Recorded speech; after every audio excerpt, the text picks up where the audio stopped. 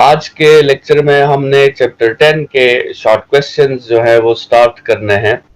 अभी तक previous lectures में हमने चैप्टर 8 और चैप्टर नंबर 9 के टोटल शॉर्ट क्वेश्चंस और लॉन्ग क्वेश्चंस डिस्कस कर लिए हैं। आज के लेक्चर से हम चैप्टर नंबर 10 का सीरीज स्टार्ट करेंगे, जिसमें हम सबसे पहले चैप्टर नंबर 10 के शॉर्ट क्वेश्चंस जो एक्सरसाइज के एंड में से है और जो एक्सरसाइज के दरमियान में से आपके आ सकते हैं, और फिर उसके बाद हम चैप्टर नंबर 10 के लॉन्ग क्वेश्चन जो है वो डिस्कस करेंगे। सबसे पहला शॉर्ट क्वेश्चन है आपका कि why is the earth not in thermal equilibrium with the sun. Earth जो है सन के साथ थर्मल इक्विलिब्रियम में क्यों नहीं है? स्टूडेंट्स, थर्मल इक्विलिब्रियम एक ऐसा स्टेज है जिसमें आपके साथ मुख्तलिफ बॉडीज जो हैं वो सेम टेम्परेचर पे आ जाती है और आपके साथ हीट फ्लो जो है वो रुक जाता है। फिर एक बॉडी से दूसरे बॉडी की तरफ हीट फ्लो नहीं हो सकती। ठीक है, आपके साथ ये जीरोथ लॉ ऑफ थर्मोडायनामिक्स है कि हीट फ्लो जो है उसका जो आपके साथ कंडीशन है वो चेंज इन टेम्परेचर है, और हीट फ्लो का रीजन जो है वो चेंज इन टेम्परेचर को खत्म करना है या थर्मल इक्विलिब्रियम को प्रोड्यूस करना है। तो जरा देखते हैं कि अर्थ जो है वो सन के साथ थर्मल इक्विलिब्रियम में क्यों नहीं आता।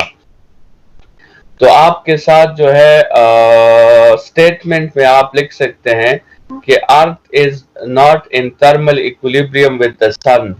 ठीक है, रीजन में फिर आप सिंपल ये लिख सकते हैं, आप इसका रीजन बताएं कि क्यों अर्थ जो है वो थर्मल इक्विलिब्रियम में नहीं है। उसका रीजन ये है कि आपके साथ सन जो है वो एक हीट सोर्स है। ठीक है, सन आपके साथ एक हीट सोर्स है जिसे अक्सर औकात हम हाई टेम्परेचर रिजर्वायर भी कहते हैं, और अर्थ जो है वो एक हीट सिंक है। ठीक है, और हमारे साथ हमेशा हीट का फ्लो होता है सोर्स से सिंक की तरफ। ठीक है, अभी ये सन हीट सोर्स क्यों है और अर्थ जो है ये हीट सिंक क्यों है, इसको अभी हम एक्सप्लेनेशन में जरा सा डिस्कस करते हैं। स्टूडेंट्स, एक्सप्लेनेशन सुने कि sun is the largest source of heat energy. This is because of nuclear fissions. ठीक है, सॉरी न्यूक्लियर फ्यूजन्स होती है सन में, ये फिजन हटा के फ्यूजन लिखते हैं। फ्यूजन्स क्या है? Hydrogen combine to form helium and releases a large amount of heat energy. आपके साथ सन और स्टार्स में क्या होता है कि आपके साथ हाइड्रोजन हीलियम में कन्वर्ट हो रहा होता है and huge amount of heat energy is release. ठीक है, तो इसका मतलब ये हुआ कि सन तो हमें हीट एनर्जी प्रोवाइड कर रहा है, लेकिन सन का टेम्परेचर जो है वो कभी ड्रॉप नहीं होता। ठीक है, और उसका रीजन ये है कि पीछे से और फ्यूजन्स हो रही होती है और वो सन में दोबारा वही हीट एनर्जी जो है वो प्रोवाइड कर रहा होता है। सन से जितनी हीट एनर्जी निकलती है पीछे से फ्यूजन्स की तरफ से दोबारा उतनी हीट एनर्जी सन को दोबारा मिल जाती है। तो इसका मतलब जब सन से हीट एनर्जी निकलती है तो उसका टेम्परेचर जो है वो आपके साथ ड्रॉप नहीं होता। So as the sun does not changes its temperature because its heat energy is always the same. It releases heat but more heat is produced, so temperature of the sun is always constant. It is always a high temperature, therefore sun is the heat source for this whole universe. ठीक है, लेकिन अर्थ क्या है? अर्थ जब वो heat ले लेता है सन से तो अर्थ का टेम्परेचर इंक्रीज नहीं होता, क्योंकि अर्थ उस हीट के कुछ हिस्से को वर्क में कन्वर्ट कर देता है और बाकी हिस्सा अर्थ जो है वो यूनिवर्स में एटमॉस्फेयर में उसे रिलीज कर देता है, रिजेक्ट कर देता है। तो इसलिए अर्थ का टेम्परेचर भी हमेशा कांस्टेंट रहता है और वो हमेशा सन के मुकाबले में लो टेम्परेचर रहता है। तो इसलिए सन हमेशा हीट सोर्स का रोल प्ले करता है, अर्थ हमेशा हीट सिंक का रोल प्ले करता है और इन दोनों के दरमियान थर्मल इक्विलिब्रियम आना इम्पॉसिबल है। और अगर ये थर्मल इक्विलिब्रियम आपके साथ आ गया अर्थ और सन के दरमियान, तो स्टूडेंट्स अर्थ जितने भी अपने डेली लाइफ के काम करता है, अगर अर्थ रोटेशंस कर रहा है, सर्कुलर मोशंस कर रहा है, अर्थ के इंटरनल स्ट्रक्चर में मुख्तलिफ चेंजेस आ रही है, ये सिर्फ इसी वजह से आ रही है कि अर्थ से हीट का फ्लो हो रहा है और अर्थ उस हीट के फ्लो के कुछ हिस्से को वर्क में कन्वर्ट कर देता है।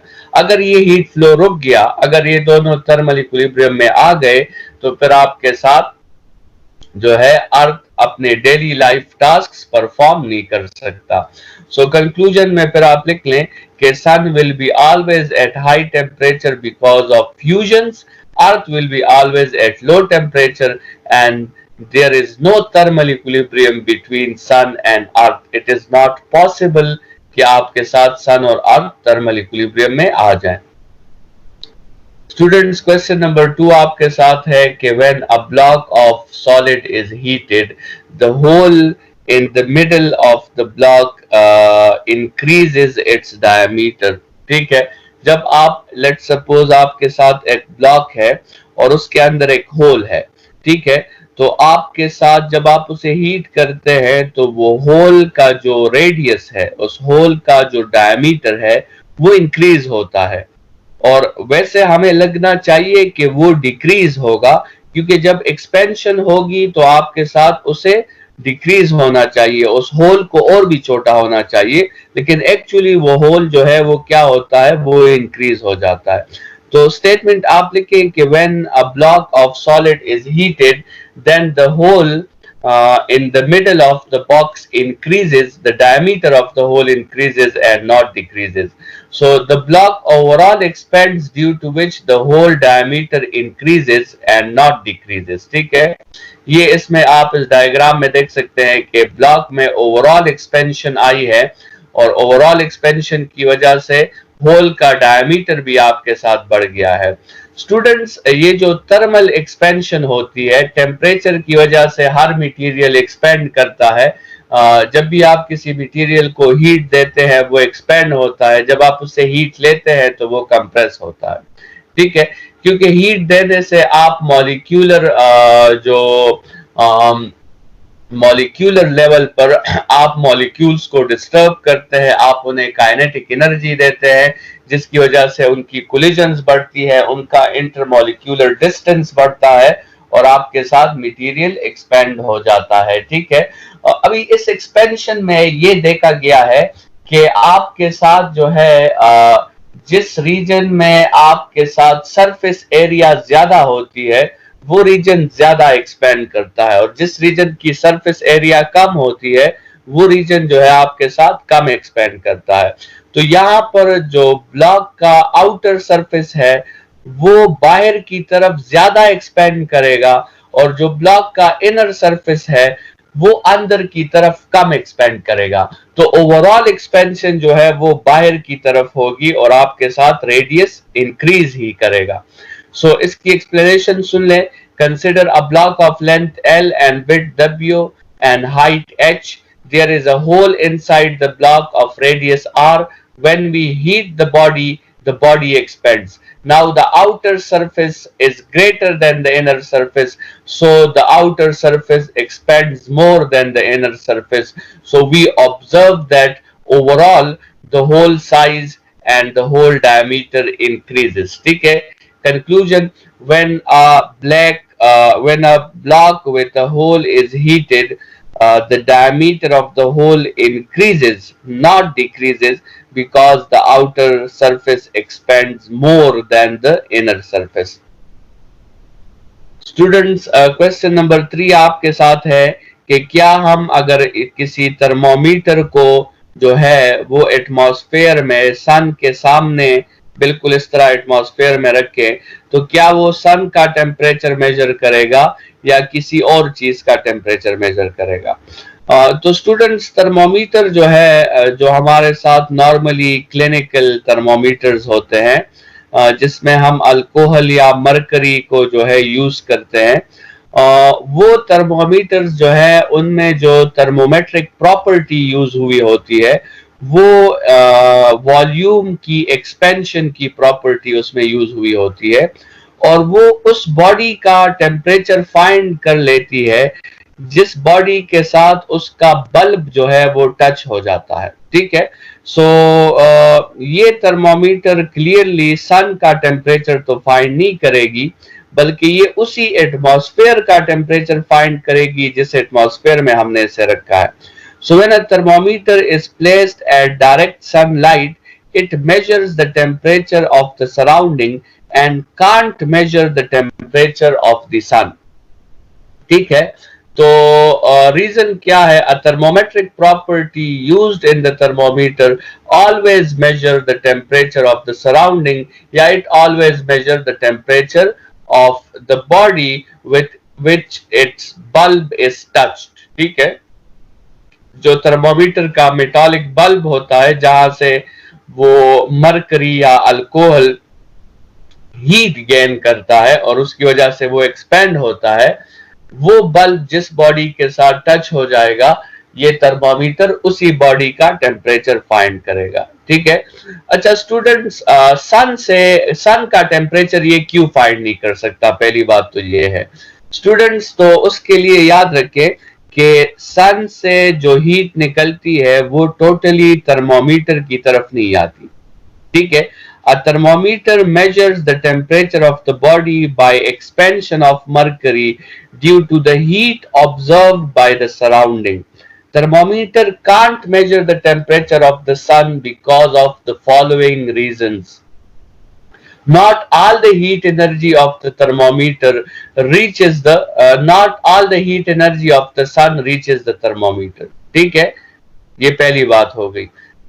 दूसरी बात ये है कि आपके साथ जो थर्मोमीटर का रेंज है, हम जो थर्मोमीटर्स क्लिनिकल थर्मोमीटर्स बनाते हैं वो या तो 100 डिग्री सेंटीग्रेड तक मेजरमेंट कर सकते हैं या फिर वो आपके साथ लेट सपोज जो मेडिकल थर्मोमीटर्स होते हैं वो तो ज्यादा से ज्यादा 104 डिग्री सेंटीग्रेड तक या 37 फ़ारेनहाइट तक मेजरमेंट्स कर सकते हैं, लेकिन सन का टेम्परेचर तो है बहुत ज्यादा। तो अगर हम वो थर्मोमीटर सन का टेम्परेचर मेजर करने के लिए यूज करें तो वो थर्मोमीटर तो सन के हीट को बर्दाश्त ही नहीं कर सकता, वो तो एवापोरेट हो जाएगा सन के हीट की वजह से। ठीक है। तो इसीलिए भी थर्मोमीटर वो सन का टेम्परेचर मेजर नहीं कर सकता। ठीक है। So the device only may measure the temperature of the surrounding or room temperature. Students, अगर हमने सन का टेम्परेचर मेजर करना है तो हमारे साथ और भी बहुत से मेथड्स हैं जिसको हम अप्लाई करके सन का टेम्परेचर फाइंड कर सकते हैं, लेकिन थर्मोमीटर के मेथड से हम सन का टेम्परेचर फाइंड नहीं कर सकते। The thermometer only can measure the heat that is reached from the sun to that region, and that is not the heat of the heat or temperature of the sun. ठीक है। जैसे हमें पता है कि लेट सपोज अगर हम ozone layer की बात कर ले, ओजोन लेयर जो है वो सन से एक मेजॉरिटी पोर्शन ऑफ रेडिएशंस को स्टॉप कर देता है और एक मेजॉरिटी पोर्शन ऑफ हीट को भी स्टॉप कर देता है। तो सन से टोटल हीट एटमॉस्फेयर तक नहीं आती या थर्मोमीटर तक नहीं आती, तो इसलिए एक थर्मोमीटर जो है वो सन का टेम्परेचर मेजर नहीं कर सकती। स्टूडेंट्स, इस लेक्चर में हमने 3 शॉर्ट क्वेश्चंस डिस्कस कर लिए हैं चैप्टर नंबर 10 के। नेक्स्ट लेक्चर में इसी सीरीज को हम कंटिन्यू करेंगे और हम इस चैप्टर के सारे शॉर्ट क्वेश्चंस और लॉन्ग क्वेश्चंस डिस्कस करेंगे।